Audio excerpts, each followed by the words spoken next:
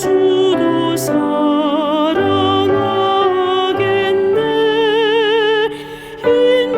인자하나 행실로 이 신앙 전파하리라. 옛 성도 신앙 따라서 주도록 충성하겠네.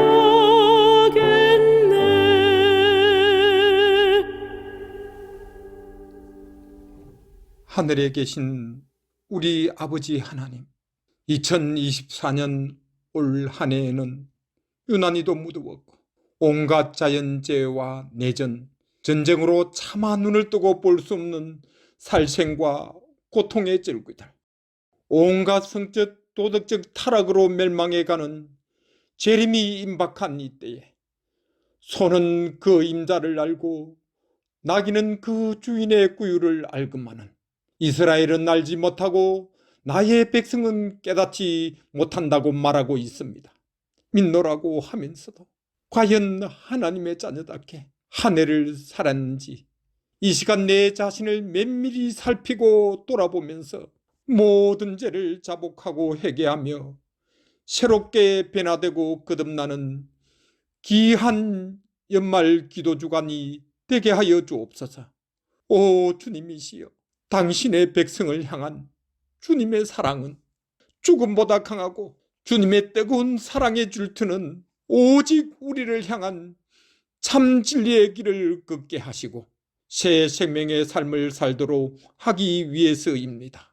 연말 기도주간 한규인 강사 목사님께서 대쟁투에서 승리하는 힘 용서라는 살아있는 생명의 말씀을 전할 때 성령의 능력으로 말씀을 잘 전하게 하셔서 피차 뜨겁게 감동받고 은혜받아 영혼이 새롭게 거듭날 수 있도록 축복하여 주옵시길 예수님 거룩하신 이름으로 간절히 기도하옵나이다.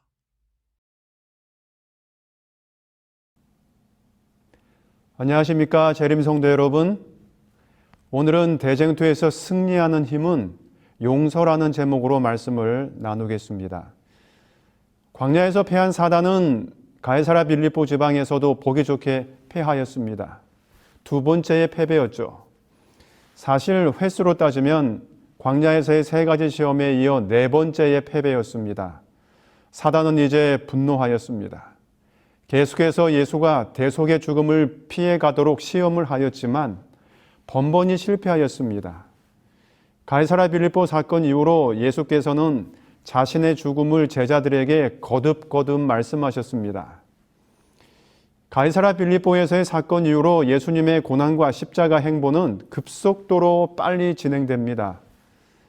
예수께서 고난받으시고 죽으실 것을 마태복음에서는 7차례, 마가복음에서는 3차례, 누가복음에서도 3차례나 말씀하셨습니다. 예수께서는 자신의 희생을 대속물이라는 용어를 써가며 말씀하셨습니다. 사단이 예수께서 계속해서 하신 말, 고난과 죽음, 대속물이라는 단어를 그가 들었을 때 그 표정을 우리는 능히 상상할 수 있습니다. 아마도 사단의 얼굴은 일그러졌을 것입니다. 자신의 머리가 상하게 될 날이 점점 가까워지고 있다고 생각했을 것입니다. 그런데 사단이 근심 가운데 있을 때 그의 귓가에 섬광처럼 스쳐가는 예수님의 말씀이 들렸습니다. 그것은 예수님 자신이 직접 언급한 것인데 십자가라는 죽음의 방법에 대한 것이었습니다. 가이사랴 빌립보에서 주님은 자신의 죽음에 대하여 이야기하였지만 어떻게 죽을 것에 대해서는 언급하지 않으셨습니다. 심지어 변화산에서 내려오실 때에도 제자들에게 자신의 죽음을 이야기했지만 어떤 방법으로 될 것인지에 대해서는 말씀하지 않으셨습니다. 이 침묵은 마태복음 20장 16절까지 계속됩니다. 즉 죽음에 대한 언급은 마태복음 16장부터 20장 16절까지 있었지만 그 방법에 대해서는 언급을 하지 않으셨습니다. 그러다가 예수께서 마지막 예루살렘으로 올라가시려는 순간 12 제자들을 따로 데려가셔서 자신이 십자가에서 죽을 것을 말씀하셨습니다. 마태복음 16장 17절로 18절입니다. 보라, 우리가 예루살렘으로 올라가노니 인자가 대제사장들과 서기관들에게 넘기우매 저희가 죽이기를 결안하고 이방인들에게 넘겨주어 그를 능욕하며 채찍질하며 십자가에 못 박게 하리니 제3일에 살아나리라. 여기 이 언급 12 제자를 따로 데리시고라는 표현은 다른 세 복음서에서는 나타나지 않고 마태복음에서만 유일하게 나타나는 구절입니다. 십자가라는 말을 들었을 때 사단은 번개처럼 그의 뇌리를 스치고 지나가는 것이 있었습니다. 그것은 바로 신명기 21장 23절의 말씀입니다. 그 시체를 나무 위에 밤새도록 두지 말고 당일에 장사하여 내 하나님 여호와께서 내게 기업으로 주시는 땅을 더럽히지 말라. 나무에 달린 자는 하나님께 저주를 받았음이니라. 이 구절을 잭 세케라 목사님은 갈라디아서를 주석하면서 다음과 같이 이야기를 하고 있습니다. 만약 어떤 유대인이 죽음에 처할 만한 죄를 지어서 재판관으로부터 사형을 선고받으면 그는 돌로 처형되기 전에 무릎을 꿇고 야훼께 용서를 구할 수 있었다. 용서가 가능하였는데 그것은 성전 뜰에서 매일 아침과 저녁 희생 제사가 드려졌기 때문이었다.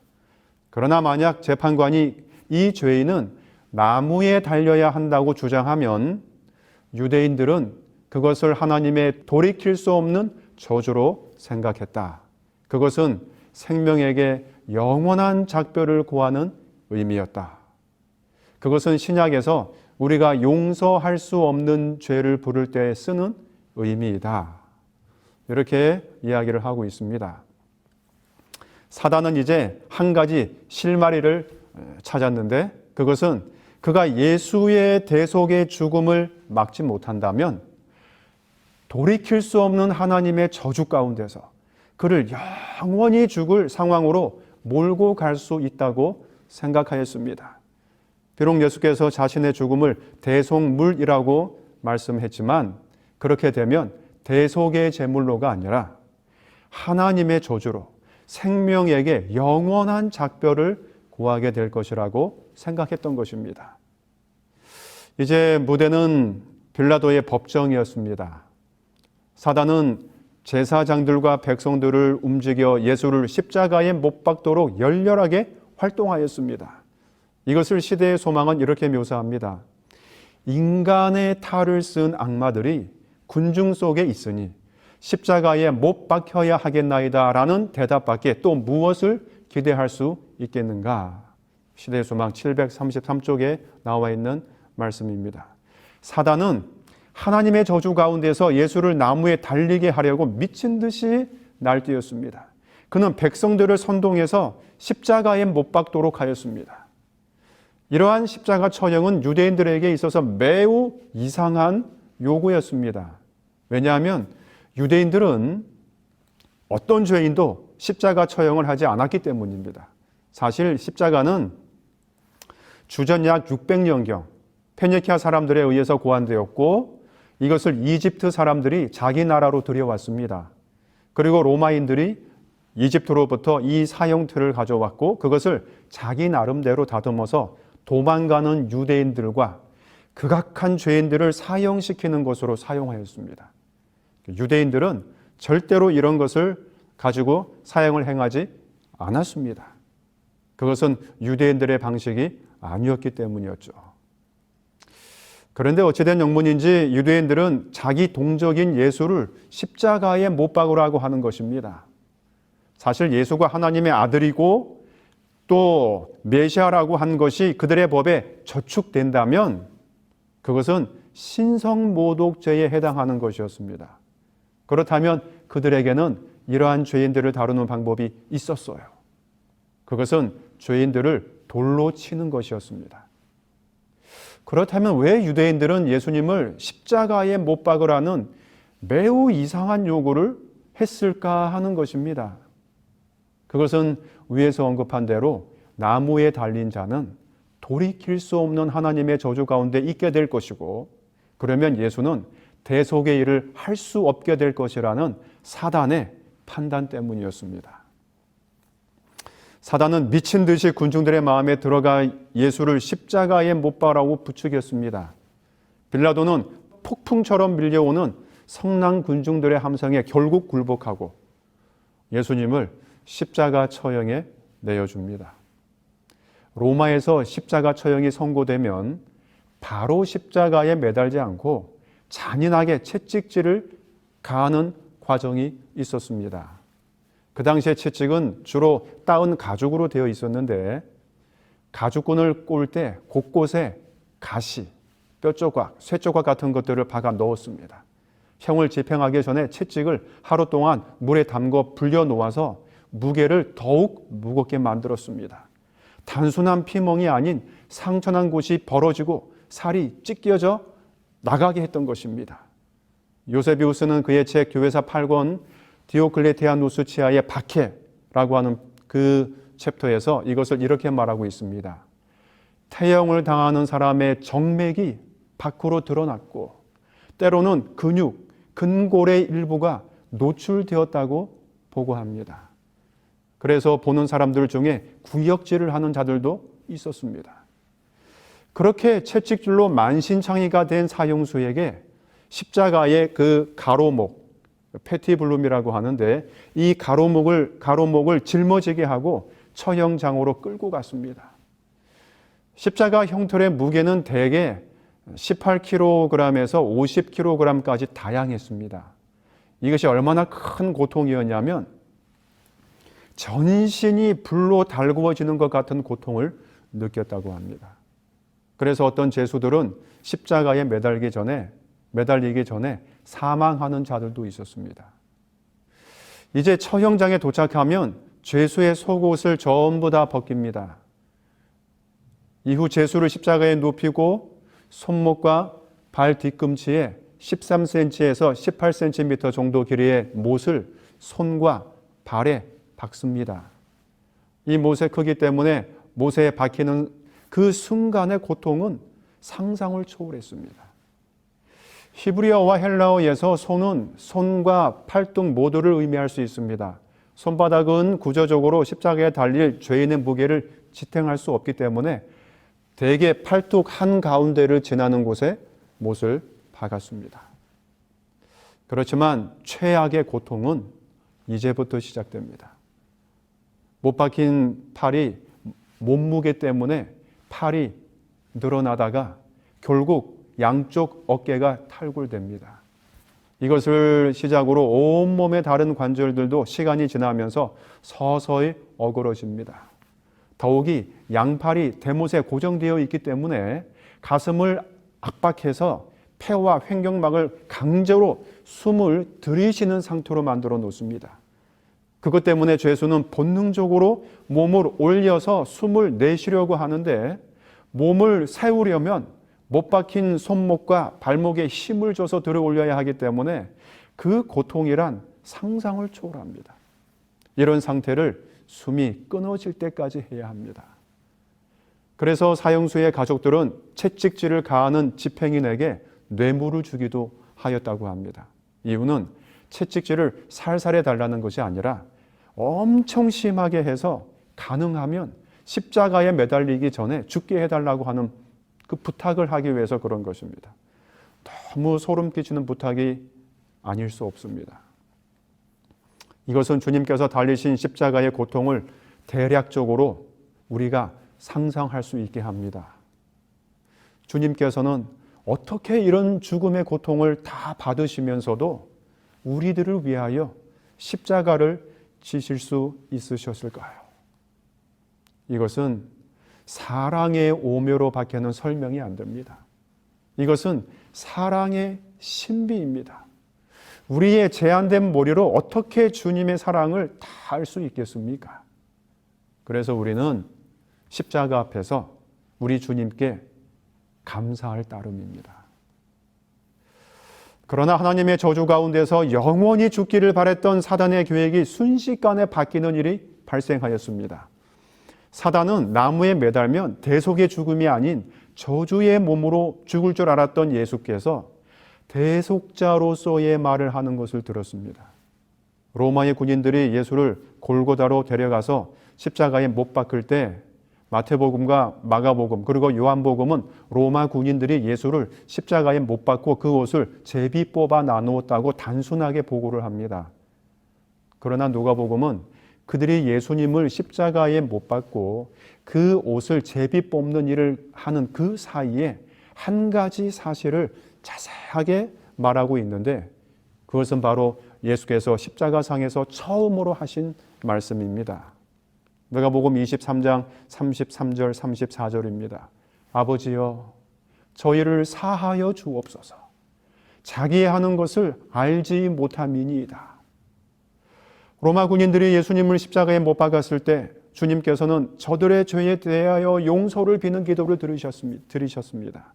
이 대목에서 우리가 한 가지를 분명하게 짚고 넘어가야 할 것이 있습니다. 그것은 주님께서 기도를 드리신 내용의 성격입니다. 예수께서 십자가에 못 박히시고 처음으로 입을 열어 말씀하신 것이 바로 용서에 대한 것입니다. 이 용서라는 용어는 성소제도와 깊이 관련된 말이죠. 죄를 지은 죄인이 그 죄를 용서받기 위하여 제물을 가지고 성소를 밟는 일, 그 말입니다. 용서는 대속이라는 의미를 함의하고 있습니다. 참으로 용서하고자 하는 자가 대속을 하는 것입니다. 사단은 예수를 나무 위에 매달면 그곳으로 영원히 끝날 줄 알았습니다. 늘 염려하고 걱정하였던 대속, 희생의 죽음은 그의 눈에서 영원히 사라질 것이라고 생각하였습니다. 그러나 나무에 달려있는 예수님은 대속의 제물, 희생의 제물이 되어 용서를 구하고 있는 것이 아니겠습니까? 그런데 여기서 예수께서 처음으로 하신 이 말씀, 아버지여 저희를 사하여 주옵소서라는 말은 예수께서 가라사대로 시작되었습니다. 이 가라사대는 헬라어로 엘레겐인데 미완료 능동태형으로 되어 있어요. 미완료란 동작이나 행위가 과거에 진행된 상태 또는 그 상태가 계속되거나 반복된 것을 나타낼 때 사용하는 시상입니다. 만일 동작이 한 번으로 끝났을 때면 부정과거를 사용하면 됩니다. 하나님께서 한 번만 저들의 죄를 사하여 주옵소서라는 말을 하려고 했다면 그냥 부정과거형을 쓰면 됐어요. 그런데 여기에서는 미완료형으로 썼습니다. 그것은 주님께서 십자가에 달리시면서도 그 손에 못이 박히면서도 한 번이 아니라 계속해서 저들의 죄를 용서해 달라고 기도하셨던 것입니다. 모욕하고 조롱하는 자들, 용서가 무엇인지도 모르는 자들을 향하여 우리 주님께서는 그 거룩하신 입으로 그렇게 말씀하신 것입니다. 우리의 사랑하는 주님은 십자가에서 못이 박히는 그 순간부터 숨이 끊어지시는 순간까지 계속해서 헐떡이는 숨을 참아가며 저들의 죄가 용서받기를 간구하신 것입니다. 시대의 소망 744쪽에서 화인 여사는 이것을 이렇게 감동적으로 설명합니다. 그리스도께서는 그들의 무지와 범죄에 대하여 깊은 동정을 나타내셨다. 그분은 다만 그들을 용서해 주기를 탄원하셨는데 이는 저희가 자기 하는 것을 알지 못함이었다. 예수께서는 아버지 앞에서 사람들의 대언자가 되실 권리를 얻고 계셨다. 예수께서는 숨이 끊어질 것 같은 고통 속에서도 죄인의 죄가 용서함을 받기를 원하셨습니다. 실로 주님께서는 인자가 온 것은 자기 목숨을 많은 사람의 대속물로 주려 함이었다라는 그 말씀대로 그렇게 말씀을 하신 것입니다. 우리 주님께서는 대속의 제물로 죽어가고 계셨습니다. 예수께서 십자가에서 죽으시는 모습은 대속물, 희생제물로서의 제물로서의 모습임을 알아차린 이 사단이 계획을 바꾸어서 이번에는 동원할 수 있는 모든 사람들을 다 동원해서 예수 그리스도를 십자가에서 끌어내리려고 합니다. 자신의 계획에 차질이 생겼거든요. 마태복음 27장 39절로 42절에 보면 지나가는 자들은 자기 머리를 흔들며 예수를 모욕하여 가로되 내가 만일 하나님의 아들이거든 자기를 구원하고 십자가에서 내려오라 하며 그와 같이 대제사장들과 서기관들과 장로들과 함께 희롱하여 가로되 저가 남은 구하였으되 자기는 구원할 수 없도다. 저가 이스라엘의 왕이로다. 지금 십자가에서 내려올지어다. 그러면 우리가 믿겠노라. 사복음 전체를 통하여 십자가에서 내려와 내 자신을 구하라는 말을 한 사람들을 다 정리해 보면 지나가는 자들, 대제사장들, 서기관들, 장로들, 관원들, 군인들, 한편 강도 정말 많은 사람들이 십자가에서 내려오라고 말을 했던 것입니다. 시대의 소망 746쪽에서 그들은 내가 만약 하나님의 아들이어든 십자가에서 내려오라고 말했다. 사단과 그의 군대들은 제사장들과 관원들과 더불어 협력하고 있었다. 이 말이 중요합니다. 사단과 그의 군대들은 제사장들과 관원들과 더불어 협력하고 있었다. 제사장들과 관원들과 바리새인들과 완악한 폭도들은 미친 듯이 사단의 무리와 결탁했으며 종교 지도자들도 사단과 그의 천사들로 더불어 연합하였다. 시대의 소망 760쪽입니다. 그리스도께서 십자가에 달리셨을 때에 그분을 조롱하던 자들은 최초의 대반역자 루시퍼의 정신으로 물들어 있었다. 사단은 그들을 비루하고 야비한 말로 가득 채웠다.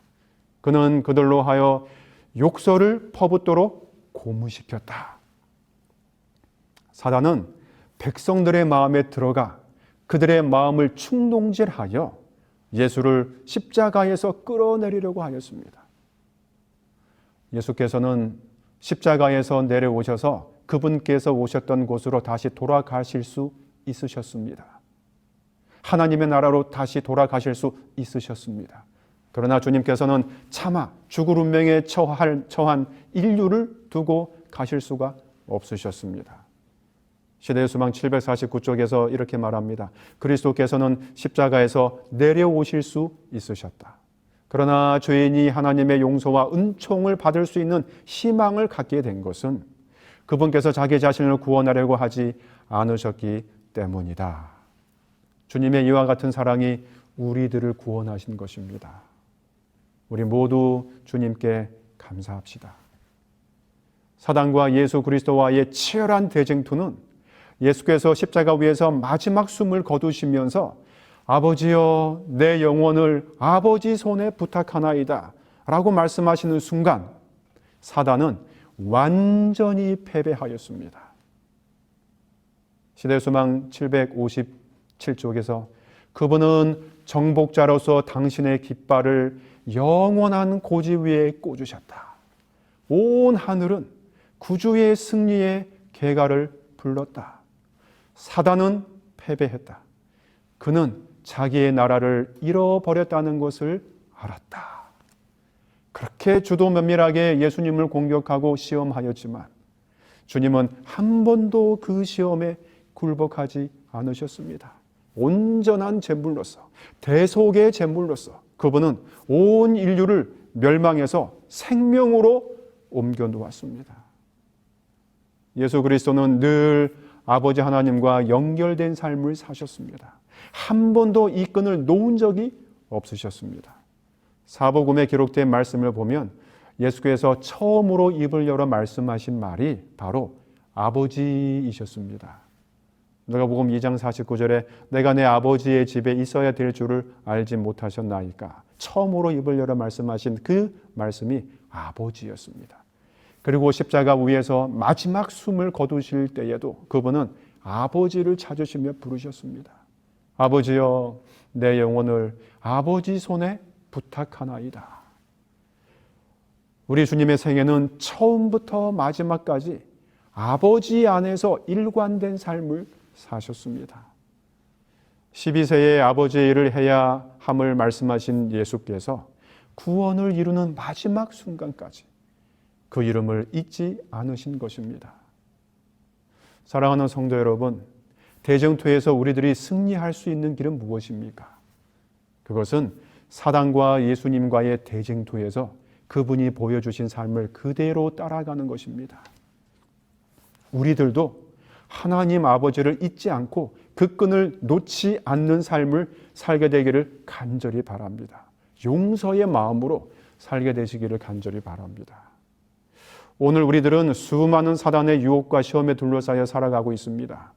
어떤 때는 성경 말씀을 통하여 사단의 시험을 알고 대비를 잘합니다. 그래서 승리할 때도 있습니다. 하지만 전혀 예상치 못한 사단의 유혹에 패할 때도 있습니다. 돈의 심리학이라고 하는 책을 쓴 모건 하우절이 그의 책에서 이런 말을 합니다. 1942년 말에 일어난 일인데 독일의 탱크 부대가 도시 밖의 풀밭에서 대기 중이었습니다. 최전선에서 탱크가 간절히 필요해졌을 때 모두를 놀라게 만든 일이 일어났습니다. 이제 출발이라고 명령이 떨어졌는데 거의 모든 탱크가 움직이지 않았던 것입니다. 해당 부대에 속한 탱크 104대 중에 작동하는 것은 고작 20대도 채 되지 않았습니다. 엔지니어들은 문제가 무엇인지 금방 찾아냈습니다. 역사가 윌리엄 크레이그는 이렇게 표현했습니다. 후방에서 쉬는 몇 주 동안 들쥐들이 탱크 안에 집을 짓고 전기선을 둘러싼 절연제를 죄다 먹어치웠다. 당시 독일군은 전 세계에서 가장 발전된 장비를 보유하고 있었습니다. 그런 그들을 무너뜨린 것은 다름 아닌 들쥐였어요. 독일군이 얼마나 당황했을지 상상이 될 것입니다. 그들의 생각 속에 들쥐라는 존재는 한 번도 리스크 목록에 올려놓지 않았기 때문입니다. 세상 어느 탱크 개발자가 들쥐 방어책을 생각할까요? 우리의 삶에서 우리도 모르게 나타나는 들쥐처럼 사단은 그렇게 우리들을 유혹하고 시험합니다. 그렇기 때문에 우리들은 우리의 삶 전부를 예수 그리스도와 함께 해야 합니다. 그것이 가장 완벽한 대비입니다. 늘 주님 곁에서 생각하고 계획하고 말하고 행동하는 삶을 살아가게 되기를 간절히 바랍니다. 어떤 형편이든지 주님 곁에 있는 삶을 살아가야 합니다. 형편이 좋든지 형편이 나쁘든지 형편이 힘든지를 막론하고 주님 곁에 머무는 삶을 살게 되기를 바랍니다. 십자가는 이렇게 주님 곁에 머무는 자에게 구원을 약속하신 일이 있었습니다. 두 강도가 십자가에 달렸는데 예수님을 중심으로 하나는 우편에 하나는 좌편에 있었습니다. 처음에 이 두 강도는 모두 자신들이 살아온 방식대로 반응했습니다. 예수를 보고 욕하고 비방하였습니다. 아마 당연한 반응이죠. 두 강도 모두 인생의 숱한 시간을 보내면서 사람을 해치고 그들의 물건을 강제로 빼앗고 난폭하게 살아온 자들이었습니다. 그들이 만난 대부분의 사람들 역시 자신과 같은 부류의 사람들이었습니다. 이 두 강도의 인생 자산은 재판관 앞에서 선언된 죄악의 목록들이었어요. 그러니 처음에 예수를 보고 그들이 늘 해왔던 방식대로 그분을 욕하고 비난하고 비방했던 것은 너무나 당연한 반응이었습니다. 하지만 시간이 흐르면서 예수님이 십자가 위에서 하시는 말씀을 듣고 한 강도는 마음을 바꾸기 시작했습니다. 사랑하는 성도 여러분, 인생에는 반드시 변화가 한 번쯤은 찾아옵니다. 이 강도는 자신이 쌓아온 많은 죄의 목록 위에 잊을 수 없는 기억을 마지막 인생길에 남기고 싶었습니다. 그래서 그는 예수님을 향하여 이렇게 말을 합니다. 이르되 예수여, 당신의 나라에 임하실 때에 나를 기억하소서 하니, 자신의 존재를 예수 그리스도의 기억 속에 남기고 싶었습니다. 늘 사람들의 기억 속에 나쁜 놈, 등쳐먹는 놈, 협작꾼, 그런 사람으로 살아왔는데 이제 예수님을 보고 이 강도는 하나님의 나라에 임하실 그분의 마음속에 자신이 기억되기를 간절히 원했습니다. 예수께서 이 강도의 눈빛 속에서 진심을 보셨어요. 예수께서 이르시되 내가 진실로 내게 이르노니 오늘 네가 나와 함께 낙원에 있으리라 하시니라. 어떻게 이 강도는 이러한 천금 같은 약속을 받을 수 있었을까요? 그것은 요한복음 1장 12절의 약속 때문입니다. 영접하는 자, 곧 그 이름을 믿는 자들에게는 하나님의 자녀가 되는 권세를 주셨으니, 이 강도가 이 말씀을 알았는지 몰랐는지는 중요하지 않아요. 중요한 것은 이 강도가 주님을 보며 예수여라고 그 이름을 불렀다는 것입니다. 우리의 입술에서 주님의 이름을 부르는 것은 매우 중요합니다. 이 강도는 주님을 예수여라고 불러서 그 이름으로, 그 이름의 공로로 낙원을 약속받은 것입니다. 바울은 이것을 로마서 10장 9절에서 이렇게 표현합니다. 내가 만일 내 입으로 예수를 시인하면 구원을 받으리라. 낙원을 약속받았던 그 강도는 인생을 살아오면서 수만 가지의 잘못과 죄악을 달고 살아왔지만 인생의 결정적인 순간에 예수를 부르며 주님을 영접하였고, 그래서 그는 그 수만 가지 것들 때문에 멸망하지 않고 그 한 가지 예수의 이름 때문에 구원을 얻을 수 있었습니다. 이쯤에서 우리들은 이런 생각을 할 수 있죠. 이 사람은 한평생 자기 마음대로 살다가 죽기 전에 예수님의 이름을 불러서 구원을 얻은 거 아니야? 이건 너무 불공평한 거 아니야? 맞습니다. 구원은 불공평합니다. 생각해 봅시다. 구원이 우리에게 공정만을 들이대면 구원을 받을 자가 도대체 얼마나 될까요? 아무도 없을 것입니다. 그러니 하나님의 나라에 발을 들여놓는 것은 너무 쉬워서 불공정 소지가 있어요. 그런데 어쩌겠습니까? 성경이 그렇다고 말하는데 그것을 성경은 은혜라고 말합니다. 은혜는 우리가 마땅히 받을 가치가 없는데 주어지는 것입니다. 우리가 구원을 받을 자격이 없는데 하나님께서 거저 주시는 것입니다. 그러니 우리는 이 사건을 통해서 다음과 같은 교훈을 배워야 합니다. 희망이 없어 보일 때든지 자이든 타이든지 우리는 주님 옆에 있어야 합니다. 우리가 믿음이 있든 없든 자격이 있든 없든 어떻게 해서든지 주님 옆에 있어야 합니다. 주님 옆에 있으면 그분이 하시는 말을 듣게 됩니다. 한편 강도처럼 말이죠. 이 강도는 주님께서 십자가 위에서 하시는 말씀을 들었습니다. 특히 용서에 대해서 끊임없이 말씀하시는 것을 들었습니다. 그래서 이 강도는 믿음이 생겼던 것으로 보입니다. 그분께서 하시는 말씀을 들으면 됩니다. 옆에 있으면 듣고 싶지 않아도 듣게 됩니다. 그분 앞에 설 자격이 있느냐 없느냐는 중요하지 않습니다. 어차피 우리는 죄로 인해 죽을 운명이었기 때문입니다. 그런데 이 강도처럼 우리가 주님 옆에 있어서 그분의 하시는 말씀을 들으면 우리도 주님을 믿게 됩니다.